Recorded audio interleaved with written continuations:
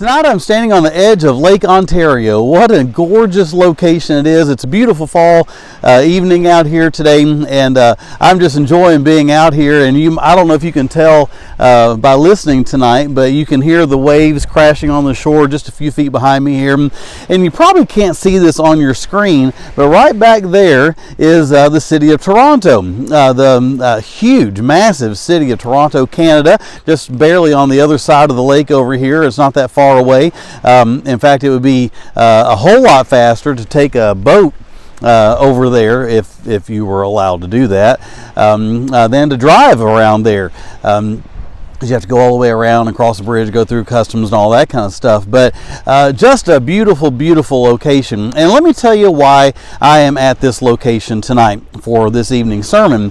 Lake Ontario is the fifth of the 5 Great Lakes. Okay, so if you were to go west of here, the furthest west is Lake Superior, and then you have Lake Michigan, Lake Huron, and so Lake Superior empties out into Lake Huron and sort of into Lake Michigan as well, not quite as much, and then Lake Huron and a little bit of Lake Michigan empty out into Lake Erie, which is not that far from where I'm standing. Also, the Niagara River connects the two.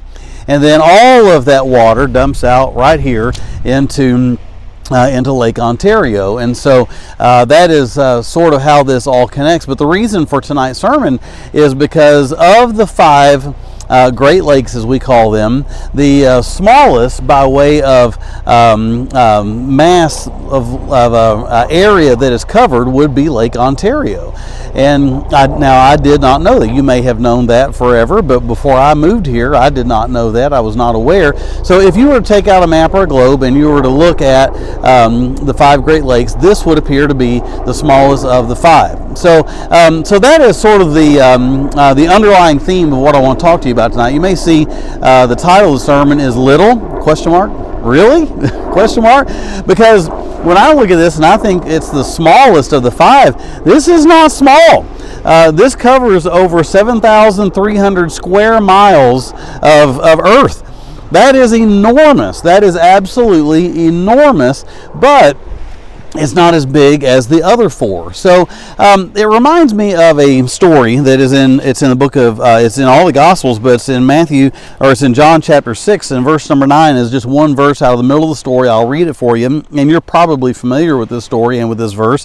But John 6:9, it says, "There is a lad here, which hath 5 barley loaves and 2 small fishes, but what are they among so many?" What are they among so many?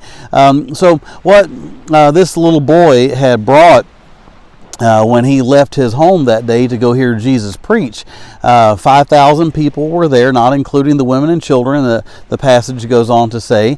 And but this little boy, he brought enough for himself, and he probably would have been just fine with 5 little barley loaves and 2 small fish. He probably would have been just fine. But the question was, what are they among so many? So in comparison to the other, to what was actually needed to take care of everyone, it was very, very, very little, very, very, very small.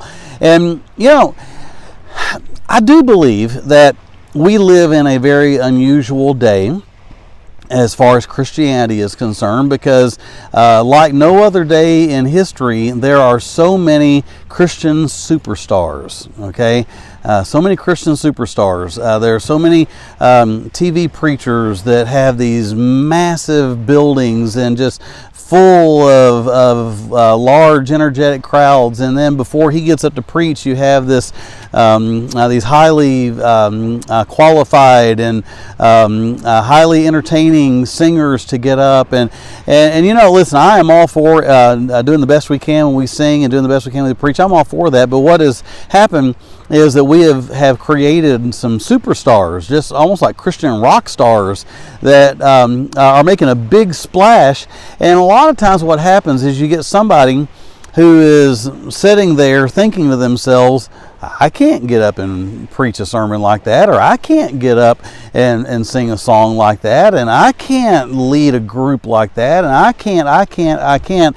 And what happens is we start seeing ourselves as so small And consequently, we start seeing ourselves as so insignificant that we think we have nothing to offer to the Lord. Now, I think I'm safe in saying this. If you were to go back to the day of John chapter 6, and if you were to look out over all of that crowd and ask yourself, who in this crowd is qualified to meet the need? I think this little boy would have been one of the last people chosen, because what did he have that was big enough? Nothing. He had nothing. So little, really, well, let's take a quick look at this. I want to give you some really quick thoughts about this, if I could. Number one, three things I want to give you. Number one, God discourages comparison. God discourages comparison. 2 Corinthians chapter 10 and verse number 12, the Bible says, comparing themselves among themselves are not wise. So when we look around and we think we don't have as much to offer, or I could give you the flip side of that, when we look around and think we have more to offer than anybody else, God says that's just not wise. That is not the way Christians are supposed to view. We have to look at what God has gifted us, which is something, I can promise you, and I'll say more about that in just a minute. But we have to look at what God has gifted us and what God has given us by way of some ability and use that. One little line I wrote down here on my notes is that we have to lose the desire to be a big deal. We have to lose the desire to be a big deal. Listen, the way Christianity is designed, you're not supposed to be a big deal. You're not. Okay, and any desire you have for any attention, and you can say all you want, oh, I want all the glory to go to God, but sometimes in the process of us saying it and saying and saying it, we're hoping that some of that glory kind of gets directed our way as well. You say, well, my church just doesn't acknowledge me enough. Well, good, good. So my church just doesn't honor the things that I do. My church just doesn't build me up. Good. It's not supposed to. The first are last and the last are first. This is the way that church is supposed to be way back from the get-go in the first century. But we have to lose that desire to be a big deal. So God discourages comparison. Now, the truth of the matter is, I have to strive to be the best preacher I can be. But I cannot strive to be as good a preacher as Reverend so-and-so. You understand what I'm saying? God discourages comparison. Number two, second thing I'd like you to see is little is much when God is in it. Little is much when God is in it. You may have heard an old song with that line in it a long, long time ago. You see, Lake Ontario, it does serve an incredibly important purpose. All of the fresh water, and by the way, the amount of fresh water that passes through these 5 Great Lakes is absolutely phenomenal. Okay, it is incredible, and I thought about giving some statistics on that, and I thought I don't want the message to get lost in numbers, but you've got all the Great Lakes, the big ones, up that way. And they all come trickling right down through the little skinny Niagara River and dumping out into here, and from here the St. Catharines River out into the ocean. This holds a very important role in the delivery of fresh water between Canada and the United States. It really is a big deal, even though it doesn't cover that big of a spot on your map. So little is much when God is in it. This is a big thing. This is a huge thing. And just because it doesn't make as big of a footprint as Lake Superior, that doesn't mean it's not a big deal. And you might feel like that when it comes to your life and what you're doing and your Christianity, you might feel like you aren't making a difference, but you probably are making a bigger difference than you realize. And then I'm going to give you one more thing. We see, number one, God discourages comparison. Number two, little is much when God is in it. And then number three, depth matters most. Depth matters most. You see, what Jesus was looking for in this story was somebody who was for real, someone who was sincere, and someone who was surrendered and willing to give what he had. And he found that in a little boy. Okay? But now, here's what I want to say about this. Even though when you look at a map, this lake does not compare to the other 4 lakes in size, this lake is incredibly deep. Okay, it's incredibly deep. There is 4 times the water behind me in Lake Ontario, 4 times the water than there is in Lake Erie, just right up the river.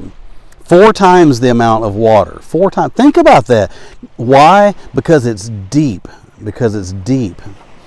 Years ago, my wife, one of her best friends from college, her husband was a pastor, and their church was just really growing. And my wife and I were talking to her college friend, and she said, and my wife said, "Hey, I heard your church is really booming, really taking off." And she said this. She said, she said, "Our church is a mile wide and an inch deep." I've never forgotten that. It's a mile wide and an inch deep. And I want to say that it is quite possible for a Christian to look like they're a mile wide but only be an inch deep. They may look like they're making some huge splash, but how deep is it? How deep is it? So little? Really? You may not think you're doing much, but is the depth there in your heart? Think about that. Hey, God bless you.